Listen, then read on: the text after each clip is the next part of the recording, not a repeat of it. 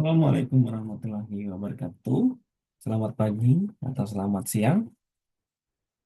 Alhamdulillah pada sesi kali ini uh, kita bisa bersilaturahmi lagi lewat channel YouTube, yang mana channel ini khusus untuk uh, menyebarkan kebaikan khususnya dalam bidang pendidikan. Baik, kali ini Pak Helmi akan sharing tentang pendahuluan pada mata kuliah ITC atau Teknologi Informasi dan Komunikasi untuk mahasiswa PGSD UPR.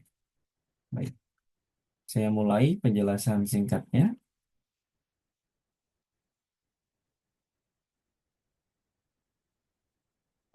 Pada mata kuliah ITC atau Information Technology and Communications,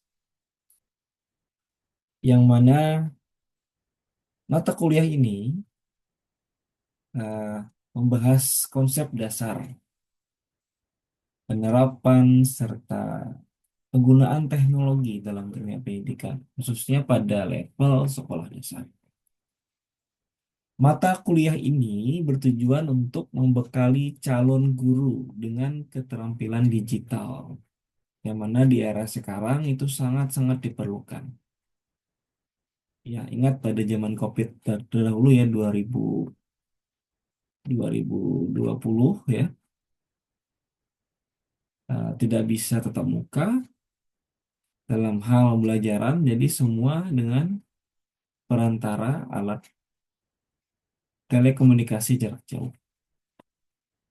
Apa saja ruang lingkup dari mata kuliah ini? Pertama itu kalian akan belajar tentang dasar-dasar teknologi informasi dan komunikasi, baik dari segi definisinya atau perantik dalam pendidikan, kemudian sejarah perkembangan teknologi dalam dunia pendidikan, serta etika dan keamanan dalam penggunaan teknologi. Supaya jangan sampai mudah kena hack ya, karena itu dampaknya sangat luar biasa. Kemudian ruang lingkup yang kedua, kalian akan belajar tentang perangkat keras dan perangkat lunak atau software, khususnya dalam pembelajaran. Misalnya jenis-jenis perangkat keras seperti komputer, proyektor, tablet, atau smartboard ya. Kemudian juga belajar tentang perangkat lunak, yang paling banyak kan Office ya. Word, Excel, PowerPoint itu pasti kita akan mempelajari nanti. Terus penggunaan Google Suite ya, dan berbagai aplikasi pembelajaran seperti Zoom, Google Meet, dan lain-lain. Terus bagaimana cara menyimpan file, cara manajemen file berbasis cloud sehingga data-data yang kalian punya itu lebih aman dan ada backupnya. Ketiga, kalian juga belajar tentang internet dan sumber belajar digital. Bagaimana cara mendapatkan berbagai e-book gitu ya di perpustakaan online, karena itu sangat-sangat penting untuk diketahui, yang mana sekarang banyak sumber ilmu ya, baik didapat secara online atau offline. Baik penggunaan internet sebagai sumber belajar, kemudian literasi digital, dan bagaimana mencari informasi yang valid supaya tidak mudah dibohongi dengan berita hoax ya. Kemudian cara mendapatkan jurnal online, terus penggunaan platform pembelajaran daring. Karena kita tidak boleh sampai ketinggalan ya. Ketinggalan dalam hal keterampilan baik menggunakan atau menciptakan media pembelajaran. Kemudian kita juga akan belajar tentang penggunaan multimedia dalam pembelajaran seperti penggunaan gambar, audio, video ya dalam pembelajaran khususnya di level sekolah dasar. Terus juga harus bisa nih penggunaan aplikasi seperti Canva ya, kemudian PowerPoint, Kahoot, atau Quizzes.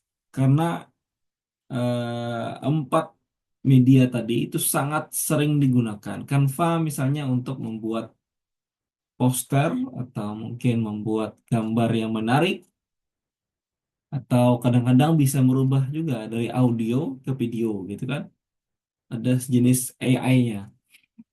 Kemudian bagaimana cara menggunakan Kahoot untuk pembelajaran dan kuisis karena ini sangat membantu para pengajar supaya membuat kelas itu lebih lebih menarik dan siswa itu tidak merasa bosan gitu ya.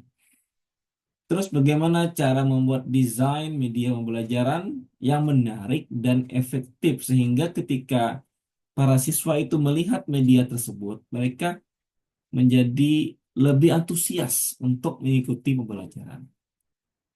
Serta dalam mata kuliah ITC ini, mahasiswa juga belajar tentang pembelajaran berbasis teknologi, seperti konsep learning atau blended learning, LMS, ya, kayak Google Classroom atau Moodle, atau juga ada gamifikasi dalam pendidikan.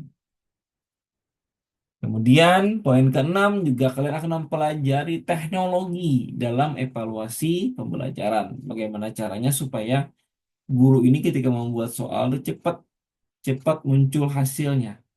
Nah, kayak penggunaan Google Forms ya, Kahoot, Quizzes. Kemudian hasil dari belajar tadi bisa dianalisis menggunakan perangkat lunak yang berbasis statistik sederhana. Dan juga bagaimana cara menyusun laporan akademik yang berbasis digital. Apalagi sekarang tren AI atau artificial intelligence itu dalam pembelajaran sangat banyak digunakan. Sehingga kalian bisa ikut tren dan inovasi teknologi dalam pendidikan.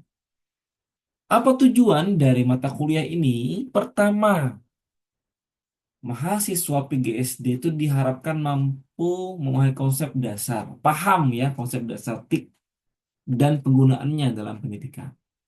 Kemudian mereka bisa mengoperasikannya, baik yang perangkat keras, hardware, atau perangkat lunak yang relevan dengan pembelajaran sekolah dasar. Mereka juga paham penggunaan internet ya atau sumber belajar digital yang efektif. Mereka bisa mengembangkan media pembelajaran berbasis IT atau teknologi sehingga lebih menarik dan interaktif. Mereka bisa menggunakan teknologi dalam evaluasi pembelajaran dan yang terakhir mereka mengikuti perkembangan terbaru dalam dunia pendidikan khususnya yang berbasis teknologi. Bagaimana metodenya? Nanti ada di saat awal perkuliahan ada pemaparan teori ya dalam konsep dasar TIK, kemudian ada praktikum. Para mahasiswa juga dilatih untuk menggunakan berbagai perangkat lunak ya, kemudian ada diskusi kelas, ada presentasi, dan yang terakhir ada project media pembelajaran. Itu yang mungkin agak sedikit rumitnya. Apa relevansinya dalam dunia pendidikan SD? Jika sudah mempelajari mata kuliah ini, maka diharapkan bagi calon-calon guru SD ini itu bisa meningkatkan kreativitas dalam hal penyampaian materi di saat proses pembelajaran. Kemudian mereka itu bisa menambah keterlibatan para siswa sehingga lebih termotivasi saat belajar dengan adanya penggunaan teknologi. Kemudian tentunya mempermudah pekerjaan guru ya dalam hal administrasi lebih cepat, khususnya juga dalam evaluasi pembelajaran juga ya. Dan yang terakhir menyiapkan para peserta didik dalam menghadapi era digital sejak dini. Jadi yang terakhir saya simpulkan dalam mata kuliah ITC atau Information Technology Communication atau dalam bahasa Indonesia Teknologi Informasi dan Komunikasi, maka mahasiswa PGSD dibekali dengan keterampilan digital yang esensial atau yang penting dalam dunia pendidikan modern. Jadi jika mereka menguasai PIK ini, maka calon guru SD dapat menciptakan pembelajaran yang lebih interaktif, inovatif, dan sesuai dengan kebutuhan generasi digital saat ini. Jadi itu yang dapat saya sampaikan. Jangan lupa kalian kasih kesimpulan, mungkin ada 3 kalimat atau 1 paragraf di kolom komentar. Jangan lupa sertakan nama dan nomor induk mahasiswa. Cukup dari saya untuk mata kuliah ITC. Mohon maaf kalau ada kata yang kurang berkenan. Wassalamualaikum warahmatullahi wabarakatuh. Selamat pagi atau selamat siang.